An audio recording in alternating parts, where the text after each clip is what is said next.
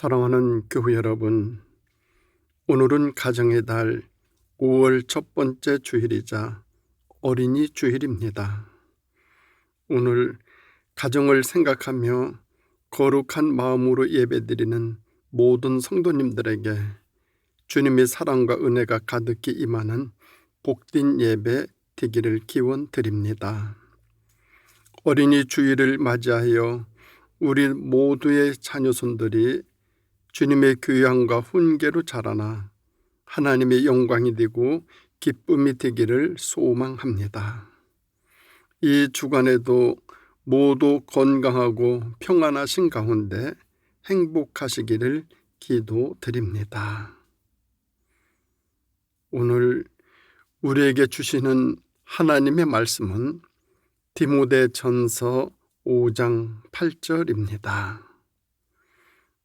누구든지 자기 친족, 특히 자기 가족을 돌보지 아니하면 믿음을 배반한 자요 불신자보다 더 악한 자니라. 아멘. 우리나라 사람들은 명절을 맞이하면 고향을 찾습니다. 고향이 그리운 것은 단순히 고향의 산천 때문이 아니라 가족들과 함께한 추억 때문입니다. 비록 고향에 가지 않아도 고향이 소중한 추억으로 남는 이유는 가족들과 함께했던 추억의 자취 때문일 것입니다. 그렇습니다. 중요한 것은 가족입니다. 이는 아무리 강조해도 지나치지 않습니다. 그러면 이 땅에 오셔서 우리와 동일한 인간으로 가족들 사이에서 인생을 사신 예수님의 가족과는 어떠하셨을까요? 첫째는 하나님 중심의 가족관입니다. 가족은 무엇보다도 소중하지만 내 가족을 살리기 위해 이웃의 가족에 해가 돌아가게 한다면 이것은 결코 올바른 가족 사랑이라 할 수가 없습니다. 가족보다 좀 더 큰 개념인 민족을 또한 생각해 보십시오. 민족은 소중한 가치입니다. 그러나 내 민족의 이익을 위해 다른 민족의 권리를 박탈하고 침략하는 행위들 때문에 그동안 얼마나 많은 전쟁들을 치렀습니까? 지금도 불안합니다. 그래서 좁은 민족주의는 결국 병든 애국심이요 집단 이기주의에 불과합니다. 따라서 그리스도인의 가족 사랑이나 민족 사랑은 가족이나 민족보다 더 높고 더 넓은 가치의 지배를 받아야 합니다. 그러면 가족보다 민족보다도 더 높고 더 넓은 가치, 그것은 무엇일까요? 성경은 그것은 바로 하나님의 뜻이라고 말합니다. 예수님의 가족과는 바로 이런 하나님의 뜻에 기초하고 있습니다. 이런 가족관을 반영하는 내용이 복음서에 소개되고 있습니다. 예수님께서 제자들에게 설교 중이었는데 예수님의 육신의 어머니와 동생들이 예수님을 찾고 있었습니다. 그 소식을 전달받고 예수님이 하신 말씀이 마태복음 12장 49에서 50절에 있습니다. 손을 내밀어 제자들을 가르쳐 이르시되 나의 어머니와 나의 동생들을 보라. 누구든지 하늘에 계신 내 아버지의 뜻대로 하는 자가 내 형제요 자매요 어머니이니라 하셨습니다. 저는 결코 예수님의 이 말씀이 혈연적 가족의 중요성을 부인하는 말씀은 아니라고 생각합니다. 이 말씀은 혈연적 가족의 범주를 초월하는 보다 넓은 가족관을 분명하게 보여주고 계십니다. 그는 육신의 어머니 그리고 육신의 형제들만이 아닌 하나님의 뜻을 수행하는 그의 제자들도 또한 그의 가족임을 가르쳐주고 있습니다. 이것이 바로 예수님의 하나님 중심의 가족관이셨습니다. 그래서 교회는 가정이고 교우들은 가족이고 식구입니다. 하나님의 뜻 안에 묶여진 형제와 자매들, 그들은 우리들의 또 하나의 가족입니다. 그들과 같이 하나님의 뜻이 이 땅에 이루어지기 위해 함께 수고하고 함께 노력하고 함께 애쓰는 모두는 새로운 또 하나의 새 가족입니다. 이것이 예수님께서 우리에게 보여주시고자 하시는 하나님 중심의 성경적 가족관입니다. 그런가 하면 두 번째로 예수님의 가족관은 가족에 대한 책임입니다. 예수님은 공생의 3년 이전에 30여 년 동안 고향 나사렛에서 그의 부모, 형제들과 함께 성실한 가족의 삶을 더불어 사셨습니다. 12살 소년 예수님이 예루살렘 성전 방문 이후 다시 고향 나사렛으로 돌아가 살아가는 모습을 예수께서 함께 내려가사 나사렛에 이르러 순종하여 받드시더라, 이렇게 복음서의 성경은 증언하고 있습니다. 그는 나사렛에서 좋은 아들이요 좋은 가족으로 사신 것입니다. 부모님께 순종하고 형제들과 우애 있게 지냈습니다. 그 후 예수님께서 나사렛 회당에서 공생애를 시작하시며 회당에서 가르치기를 시작하자 나사렛 고향 사람들은 예수님의 교훈에 놀라워하며 마가복음 6장 3절에서 이렇게 말하고 있습니다. 이 사람이 마리의 아들 목수가 아니냐? 야고보와 요셉과 유다와 시몬의 형제가 아니냐? 그 누이들이 우리와 함께 여기 있지 아니하냐? 라고 말입니다.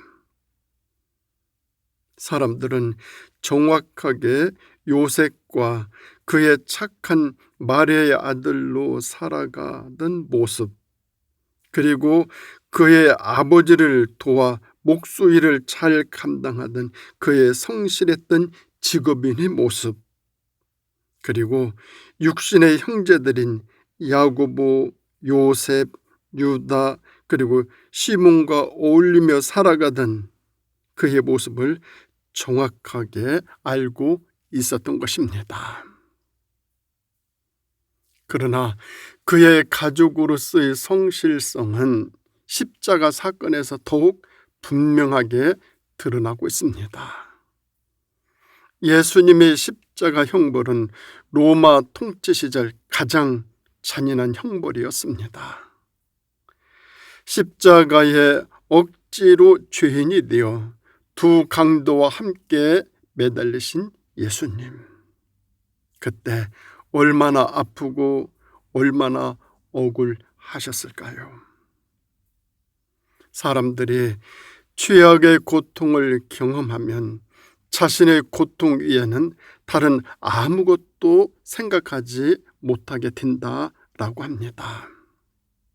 그런데 이 죄악의 고통의 그 시간에, 그 순간에 예수님은 누구를 생각하고 계셨습니까? 그것은 자신의 육신의 어머니이셨습니다. 자신이 이 세상을 떠난 다음 어머니의 복지 문제를 염려하고 계셨던 것입니다. 마지막 고통의 절정의 순간 예수님께서 생각하신 것은 자신의 고통이 아닌 어머니의 고통이었습니다. 예수님은 장남으로서 그의 어머니의 마지막 여생을 가장 잘 돌볼 수 있는 방법을 찾아 부탁을 합니다. 그가 거느리신 제자들 중 가장 오래 살 수 있는 제자, 그리고 가장 섬세한 마음가짐으로 자신의 어머니의 마음을 편안하게 해드릴 수 있는 제자를 생각해 내셨습니다. 그가 바로 사도 요한입니다. 요한복음 19장 26절에서 보소서 아들이니다 라고 말씀하신 예수님, 다음 27절에서 요한을 주목하며 말씀하십니다. 또 그 제자에게 이르시되 보라 네 어머니라 하신대 그때부터 그 제자가 자기 집에 모시니라 성경은 말씀하고 있습니다. 예수님의 제자들은 모두 순교합니다. 요한도 끓는 물에 들어가 죽을 뻔했지만 다시 살아납니다. 성경 연구가들은 예수님께서 부탁하신 그 유지를 받들기 위해서 요한은 당시에 죽지 아니했고 오랫동안 장수했다라고 합니다. 예수님께서는 생의 마지막 순간까지 최선을 다하여 하고 싶어 한 일, 정말 마지막 순간 꼭 하고 싶은 일, 그것은 자신의 어머니, 자신의 가족에 대한 책임을 다하는 일이었습니다. 가족에 대한 책임을 다하는 일, 가장 소중한 일이죠. 그런가 하면 세 번째로 예수님의 가족과는 가족에 대한 돌봄입니다. 요즘 들어서 우리들에게 친근하게 다가와 자리 잡은 말들이 많이 있는데 그 중에 하나가 반려라는 말입니다. 반려동물, 반려식물, 반려돌 등등등. 반려는 짝이 되는 동물로 관심과 사랑과 돌봄의 대상입니다. 그런데 이 반려의 대상은 주는 사랑입니다. 주는 사랑입니다. 이 주는 사랑이 바로 돌봄입니다. 받는 사랑보다 주는 사랑이 훨씬 더 많습니다. 이제는 이 돌봄의 대상이 또 하나의 가족이 되었습니다.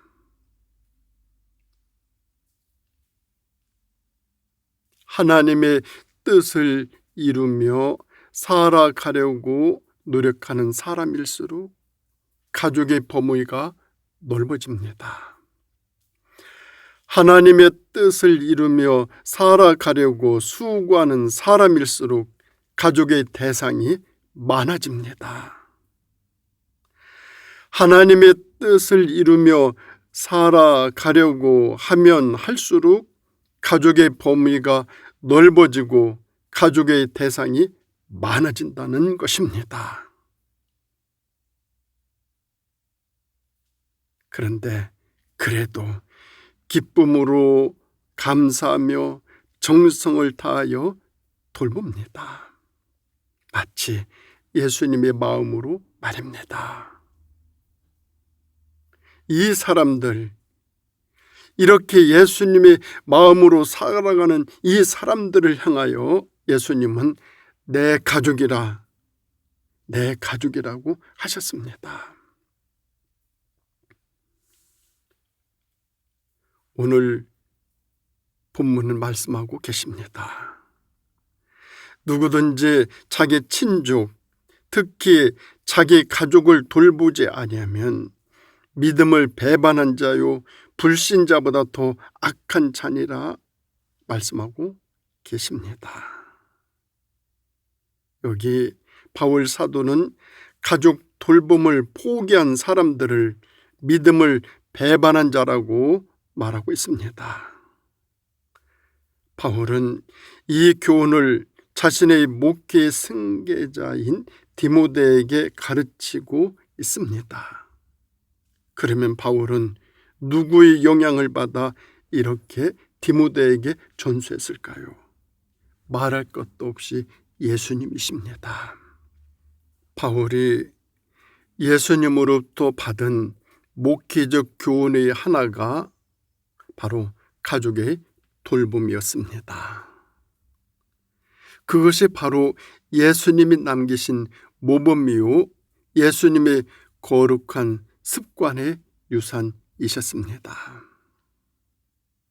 오늘 디모데 전서에서 바울 사도는 바로 우리의 이런 가족 돌봄의 노력이 우리의 믿음의 표현이며 이 책임을 다하지 못한다면 그는 불신자보다 더 악한 자라고 강조하고 있습니다.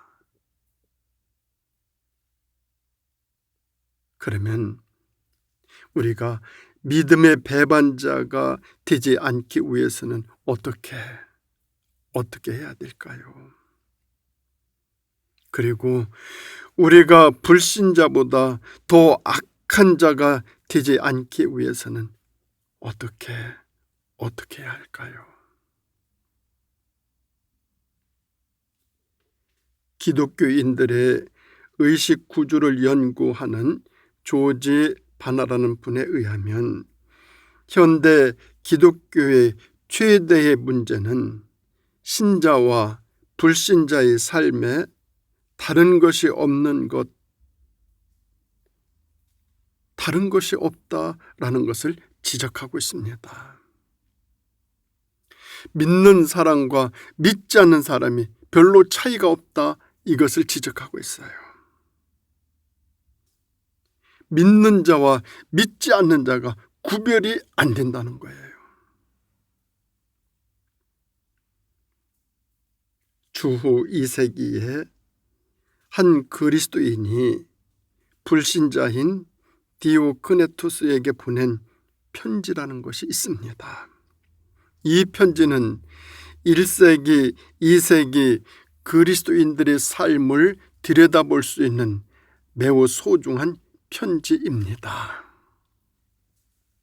여기서 그리스도인도 불신자와 마찬가지로 사랑하고 결혼하고 가정을 갖고 아기를 낳았다고 말합니다. 그러나 그리스도인들은 불신자처럼 아기를 버리지 않는다고 말합니다. 당시 아기를 출산하면 딸을 버리는 것이 관행이었지만은 그리스도인들은 세상의 이 관행을 따르지 않았다는 것입니다. 당시 또 하나의 관행은 늙은 병든 부모를 버리는 것이었습니다. 그러나 그리스도인들은 이런 관행을 따르지 않았습니다. 그리스도인들의 처음 역사는 그렇게 달랐습니다. 그런데 오늘을 사는 우리들의 모습에서 이런 거룩한 습관이 왜 상실되고 있을까요? 그것은 무엇보다 우리의 삶의 주인 되신 예수님을 따르고자 하는 거룩한 동기 결핍에서 오는 것이 아닐런지요. 우리는 다시 한번 우리의 삶의 유일한 모델이신 주님의 삶을 주목해야 합니다. 자기의 백성들을 구원하기 위해 오셨다고 선언하신 주님, 그 주님의 십자가의 죽으심은 결국 자신의 백성들, 곧 그의 영적인 가족들을 위한 거룩한 죽음이었던 것입니다. 그런데 우리의 문제는 너무 늦게 가족의 가치를 깨닫는다라는 것입니다. 너무 늦게 말입니다. 너무 늦게 가족의 소중함을, 가족의 가치를 알게 된다는 것입니다. 왜 우리가 우리 가족을 돌보는 일에 소홀합니까?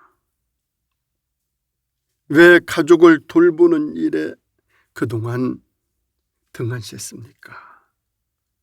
그것은 일에 빠져 가족이 보이지 않았기 때문입니다. 또한 자신의 이상을 성취하기 위해 가족을 희생시켰기 때문입니다. 그리고 세 번째는 자기의 명분을 지키기 위해 가족은 뒷전이었기 때문입니다. 또한 네 번째로 헛된 영웅심에 사로잡혀 가족을 소중히 여기지 않았기 때문입니다.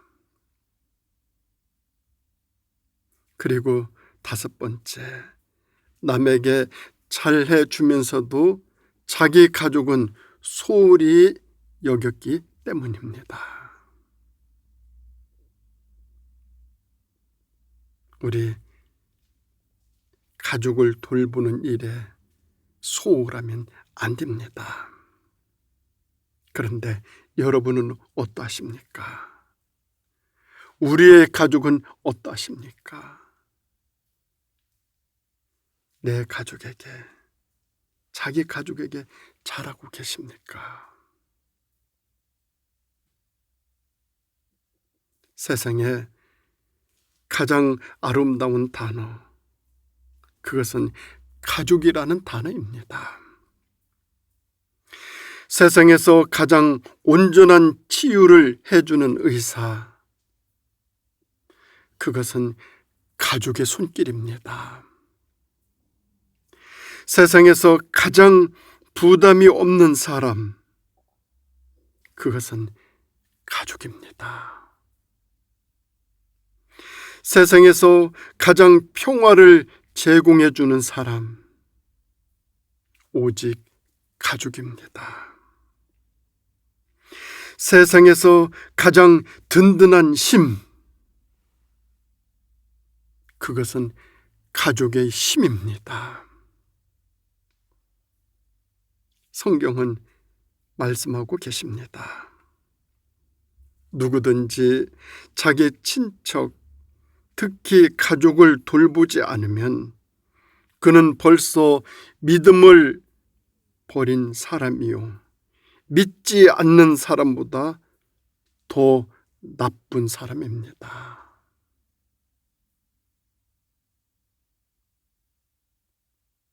믿음의 배반자가 되시겠습니까? 불신자보다 더 악한 자가 되시겠습니까?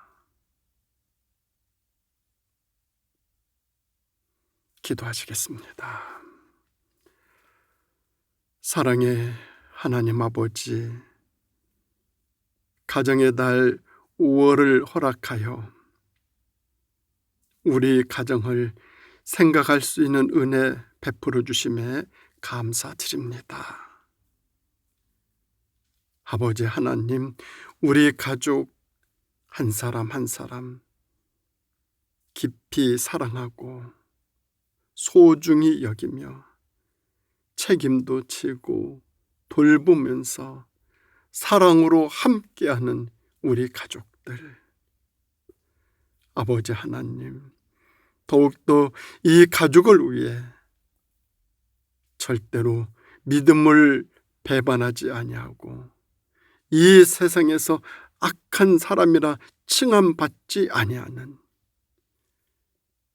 가족을 위해 헌신하고 수고하고 애쓰며 아름다운 가정 공동체를 복되게 이뤄나갈 수 있도록 인도하여 주시기를 예수님의 이름으로 간절히 기도드립니다. 아멘.